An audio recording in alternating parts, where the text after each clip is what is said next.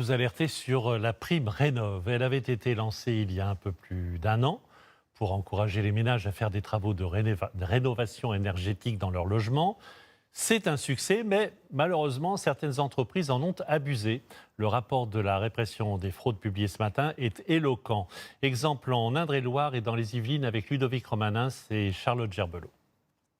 Je vais vous montrer la chaudière. Regardez ce travail. Une chaudière à gaz toute neuve. Pourtant, elle est incapable de chauffer les radiateurs de la maison. L'installation fuit de toutes parts.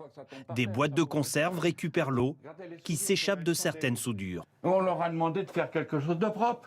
Puis que ça marche au moins, pas avec des fuites. Il y a 3 mois qu'on est comme ça. L'installation a coûté près de 12 000 €. L'entreprise leur promet une aide de l'État de 3 500 €. Mais elle a fait la demande après le démarrage des travaux. Conséquence, le couple n'y a pas droit. Ça serait encore installé correctement et que ça marcherait. Bon. On oublie certaines choses, mais là... Là, le gars, il se passe sous les rien. On a du mal à digérer. Des malfaçons dans l'installation qui ne surprennent pas vraiment cet expert. Subventionnée par l'État, la rénovation énergétique est devenue un marché très convoité. Ces entreprises s'inventent des métiers. On a des couvreurs qui s'occupent de chaudières alors qu'ils ne sont pas du tout compétents dans le métier.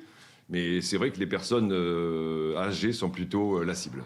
De l'incompétence, qui frise même dans certains cas l'escroquerie. Il y a 8 mois, une entreprise a posé cette isolation thermique en polystyrène sur tous les murs extérieurs de la maison de Cécile Romil. 3 jours de travaux, pour rien. Ici, ça commence déjà à se décoller. Le travail a été bâclé, mal fait, oui, tout à fait. Un seul rivet maintient les plaques au mur. Il en faudrait 5. 10 malfaçons majeures ont été relevées par ce professionnel. Pourtant, il existe des règles simples à suivre pour éviter ces désagréments.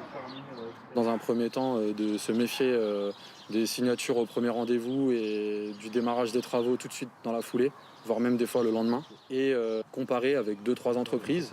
Pour enlever l'existant et tout refaire, la facture s'élève désormais à 25 000 €.